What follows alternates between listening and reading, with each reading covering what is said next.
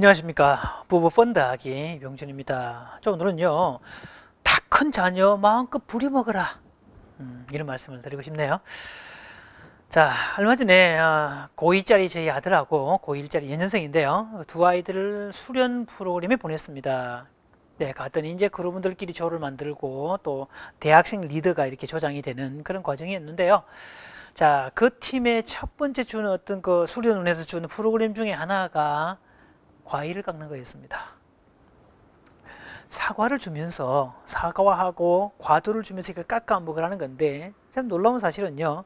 한 그룹이 보통 7, 8명 정도 구성이 되는데 그 구성원 가운데 그 대학생 조장도 포함이 되어 있는데 그 중에서 사과를 깎을 줄 아는 사람이 하나도 없다는 거죠.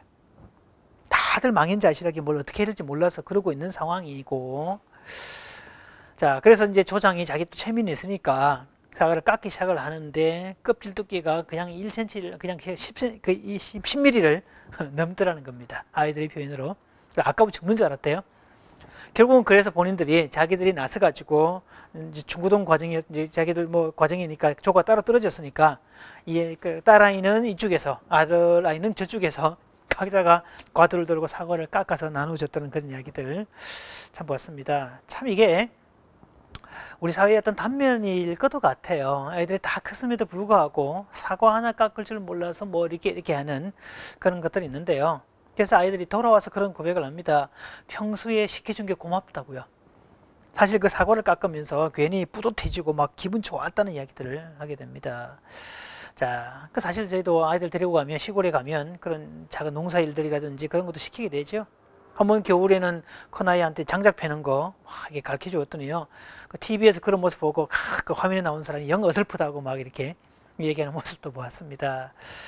자, 사실 아이들에게 일을 가르치는 것은 그 아이들에게 그 사랑을 안 주는 게 아니라 정말 사랑을 주는 겁니다. 아이들은 일을 통해서 뭔가를 배우게 되어 있어요. 저희 집 식탁법은요.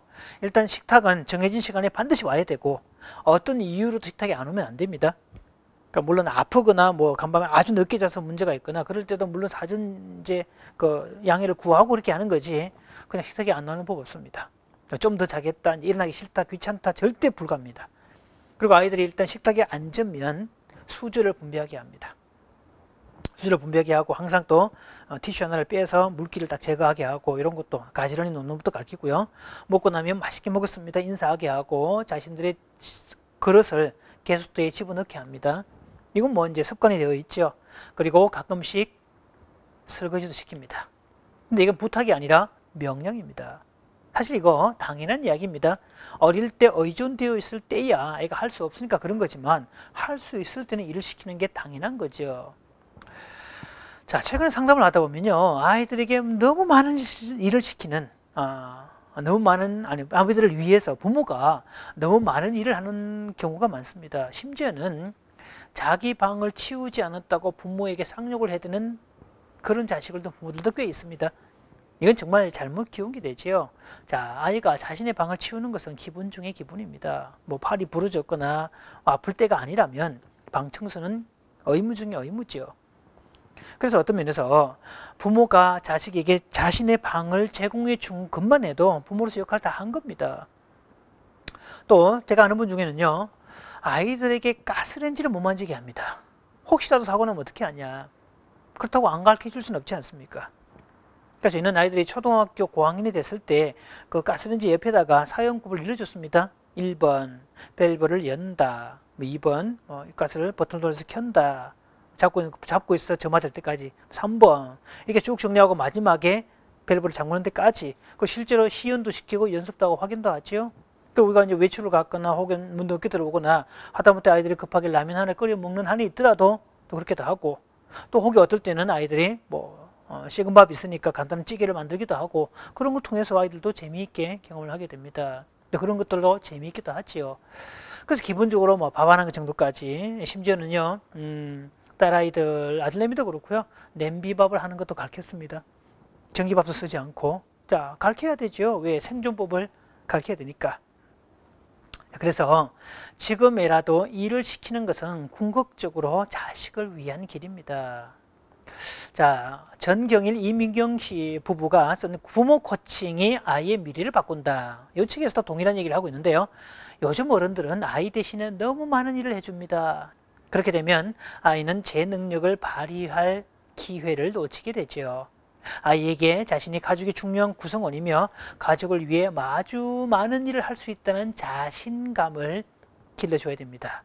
당연히 일을 한 뒤에는 적절한 보상과 칭찬이 따라가면 되겠죠. 다만 제 할 일을 잘했을 때만 보상이나 칭찬을 해줘야 되죠. 마땅히 해야 될 일에 대해서는 보상과 칭찬이 가는 게 아닙니다.